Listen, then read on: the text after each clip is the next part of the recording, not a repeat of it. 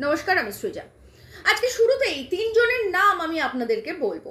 কোন তিনজনের নাম? যে তিনজন এ রাজ্যের অ্যাডমিনিস্ট্রেটিভ পাওয়ারের সর্বোচ্চ জায়গায় বসে রয়েছেন, এরকম তিনজনের নাম আমি পরপর বলবো। প্রথম নাম 1 রাজীব কুমার, 2 মনোজ কুমার বর্মা, 3 হরিকৃষ্ণ দ্বিবেদী। কারা এরা? প্রথম জন ডিজি, দ্বিতীয় জন কলকাতা পুলিশ কমিশনার, আর তৃতীয় জন মুখ্য সচিব। এই তিনজনের যে নাম বললাম, এই তিনজনের নাম শুনে আপনাদের কি মনে হলো? এই তিনজন আসলে অবাঙালি এবং এই তিনজনেই মাননীয়ার খুব কাছের লোক। দেখুন, বামপন্থীরা জাত ধর্ম প্রাদেশিকতায় বিশ্বাস করে না। বামপন্থীরা শুধুমাত্র শ্রেণী শোষণ এবং নিপীড়নে বিশ্বাস করে, নিপীড়িত মানুষের পাশে এসে দাঁড়ায়। কিন্তু মাননীয়া, তিনি তো জাত ধর্মে বিশ্বাস করেন। তিনি তো বিধানসভায় দাঁড়িয়ে নিজেকে ব্রাহ্মণ কন্যা, হিন্দু, ব্যানার্জি এগুলো বলেন। তার মানে উনি জাত ধর্মে বিশ্বাস করেন। আমরা দেখেছি উনি হিজাব পরে, মানে মাথায় ওই ঘোমটা দিয়ে নামাজ পড়ছেন। তার মানে উনি জাত ধর্মে বিশ্বাস করেন। তাহলে যদি এই জাত ধর্ম প্রাদেশিকতায় উনি বিশ্বাসী করেন, এবং গতকাল আমরা দেখেছি উনি বাঙালিদের জন্য মিছিল করছেন, যদি উনি বাঙালিদের জন্য এতটা প্রাণী কাঁদে ওনার, তাহলে ওনার অ্যাডমিনিস্ট্রেটিভ যে পাওয়ার রয়েছে সেখানে বাঙালি নেই কেন? আমরা বামফ্রন্ট সরকারকে দেখেছি 34 বছর এ রাজ্যে ক্ষমতায় থাকতে, এ রাজ্য চালাতে। 34 বছর এই বামফ্রন্ট সরকারের আমলে ডিজি থেকে শুরু করে মুখ্য সচিব থেকে শুরু করে স্বরাষ্ট্র সচিব, আপনারা নামগুলো মনে করুন, একটাও অবাঙালি নাম পেতে পারেন? হয়তো খুব বেশি হলে একজন কি দুজন পাবেন। আমরা দেখেছি গৌতম মোহন চক্রবর্তী, আমরা দেখেছি আলাপন বন্দ্যোপাধ্যায় মুখ্য সচিব, আমরা দেখেছি স্বরাষ্ট্র সচিব অশোক মোহন চক্রবর্তীকে, আমরা দেখেছি পুলিশ কমিশনার তুষার তালুকদারকে। আমরা সব এরকম বাঙালি নাম দেখে অভ্যস্ত ছিলাম। 34 বছরের সমস্ত নামের লিস্ট দেওয়া আমার পক্ষে একটুখানি অসুবিধাজনক, যেহেতু আমার ভিডিওর ডিউরেশন কম থাকে। তো আমরা সবসময় এরকম বাঙালি নাম দেখে অভ্যস্ত ছিলাম। আর মাননীয়ার আমলে আমরা কি দেখি? আমরা দেখি রাজীব কুমার, আমরা দেখি মনোজ পন্থ, আমরা দেখি মনোজ বর্মা, আমরা দেখি হরিকৃষ্ণ দ্বিবেদী, এই সমস্ত নাম, বিনীত গোয়েল, আমরা সব এরকম নাম দেখি। কেন মাননীয়া? আপনার তো বাঙালিদের প্রতি এত প্রেম, আপনার তো এত জাতি ধর্ম প্রাদেশিকতায় আপনি বিশ্বাসী, আপনার তো বাঙালিদের জন্য এত প্রাণ কাঁদে, আপনি মিছিল করেন, তাহলে আপনার নিজের সব থেকে পাওয়ারফুল যে জায়গা, সেখানে একজন বাঙালি কেন নেই? উপরন্তু নির্বাচন কমিশনার যে সঞ্জয় মুখার্জিকে ডিজি হিসেবে নিয়োগ করেছিল, সেটাকেও আপনি পরবর্তীতেই সরিয়ে দিয়ে রাজীব কুমারকে আবার বসিয়ে দিলেন। কেন? সঞ্জয় মুখার্জির যোগ্যতা কম ছিল? সঞ্জয় মুখার্জি ডিজি হিসেবে যোগ্য নন, নাকি বাঙালি বলে ওনার যোগ্যতাকে আপনি প্রাধান্য দিলেন না? এতটাই আপনার অবাঙালি প্রীতি। আর যদি এতটাই অবাঙালি প্রীতি হয়, তাহলে বাঙালিদের জন্য মিছিল করে এই গোটা রাজ্যের মানুষকে কি দেখাতে চাইছেন আপনি? আসলে আমরা এগুলো বুঝি মাননীয়া। আপনার এই যে পলিটিক্যাল ক্যারেক্টার, এটা দেখে দেখে আমরা অভ্যস্ত হয়ে গেছি 1998 সাল থেকে, বা বলতে গেলে তারও আগের থেকে।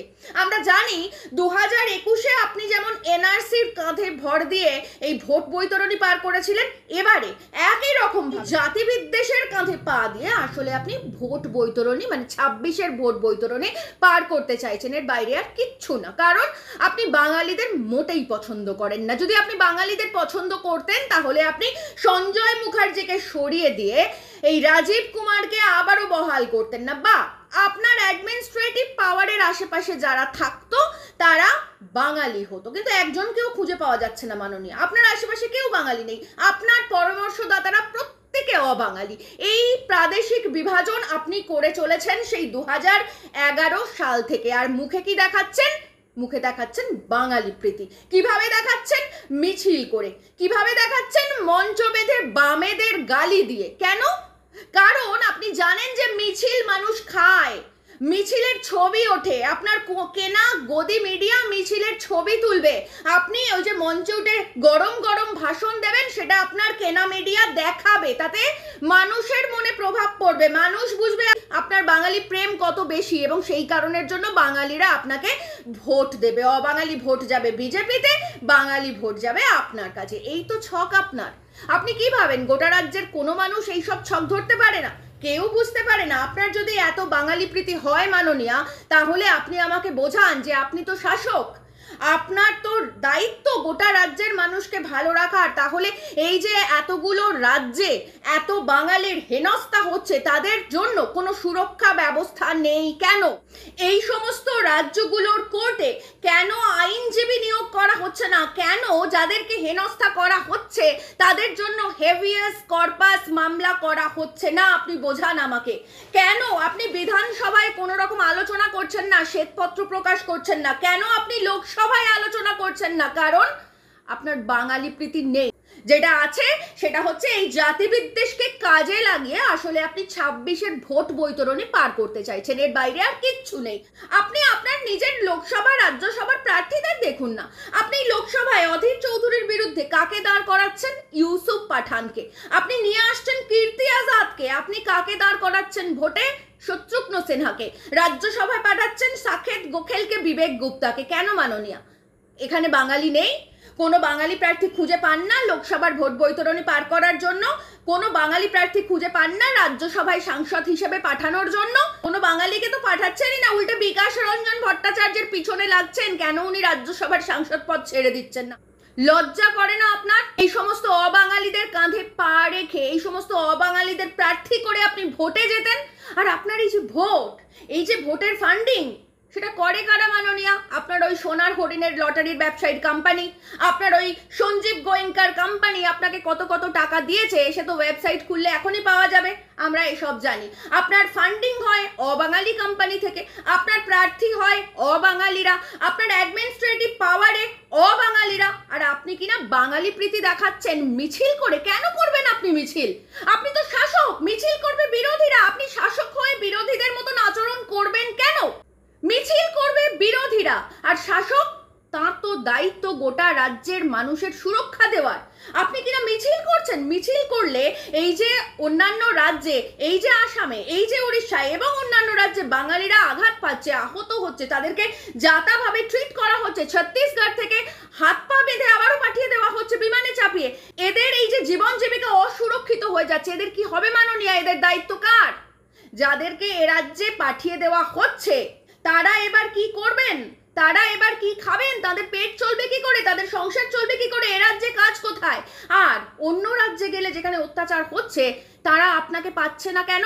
আপনি তো আপনার নিজের পিঠ বাঁচানোর জন্য সব সময় কোটি কোটি টাকার উকিল খরচা করেন। আমরা দেখেছি সারদা মামলা, নারদা মামলা, আমরা দেখেছি এই 26,000 শিক্ষকের চাকরি বাঁচানোর জন্য, টেন্টেড শিক্ষকের চাকরি বাঁচানোর জন্য একাধিক সময় আপনি সুপ্রিম কোর্টে কপিল সিব্বালের মতন, কল্যাণ ব্যানার্জির মতন কোটি কোটি টাকার উকিলকে ডেপিউট করেছেন।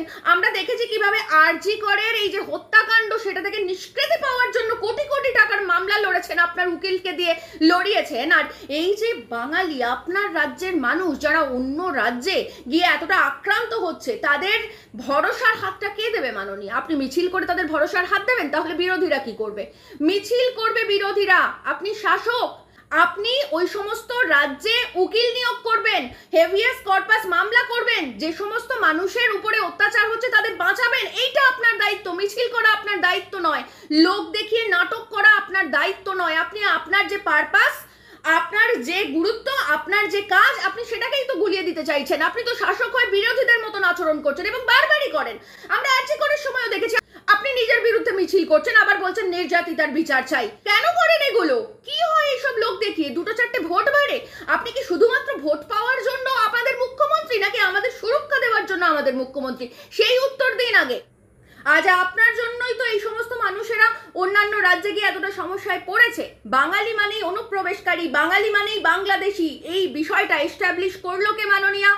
লোকসভায় সোমনাথ চট্টোপাধ্যায়ের গায়ে কাগজ ছুঁড়ে মারলো কে মাননীয়া? এসব কি আমরা ভুলে গেছি? আমরা কি জানি না যে কিভাবে শুধুমাত্র সরকারকে, বামফ্রন্ট সরকারকে ফেলার জন্য আপনি আর কোনো ইস্যু পাননি কখনো? বাংলার যত সমস্যা সমস্ত কিছুকে বাদ দিয়ে শুধুমাত্র অনুপ্রবেশকে আঁকড়ে ধরেছিলেন, যাতে এই ঘটনায়, এই চক্রান্তে বামফ্রন্ট সরকার পড়ে গিয়ে আপনার সরকার আসে। যাই হোক, সে ভালো করেছেন। রাজনীতিতে আপনি যা করেছেন ক্ষমতায় আসার জন্য করেছেন, মেনে নিলাম। কিন্তু এখন যখন আপনি ক্ষমতায় রয়েছেন তখন তো শাসকের মতো আচরণ করবেন, তখন বিরোধীর মতন আচরণ করছেন কেন? আপনি ইমিডিয়েটলি অ্যাকশন নিন। এই যে বিভিন্ন রাজ্যে বাঙালিরা আক্রান্ত হচ্ছে, তাদের সাথে কথা বলুন, তাদেরকে সুরক্ষা দিন, তাদের জন্য আইনজীবী নিয়োগ করুন। তাদের কোনো রকম সমস্যা হলে সেখানে যেন তারা বুঝতে পারে যে আমাদের এ রাজ্যে একজন মুখ্যমন্ত্রী রয়েছেন, তাদের মাথায় হাত রয়েছে এ রাজ্যের প্রশাসকের, এই গুরুত্ব তাদের বোঝান। তা না হলে এই বাঙালির জন্য নাটক করে আপনি যে মিছিল করছেন, সেই মিছিলের কি কারণ? কতটা জাতিবিদ্বেষের জিগির জাগিয়ে তুলে আপনি 26-এর বৈতরণী পার করতে চাইছেন সে আমরা জানি। আপনি যদি ভিন রাজ্যে আক্রান্ত বাঙালিদের জন্য ইমিডিয়েট কোনো অ্যাকশন না নেন, তাহলে আমরা ধরে নেব আপনার এই যে বাঙালি প্রীতি, এই বাঙালিদের জন্য মিছিল, এ পুরোটাই ধান্দাবাজি। তা না হলে আমরা তো সেই প্রণব মুখার্জিকে রাষ্ট্রপতি না হতে দেওয়া, পিছন থেকে কাঁকড়ার মতন আঁকড়ে ধরে টেনে নামানোর চেষ্টা করা, সেই ঘটনা ভুলিনি।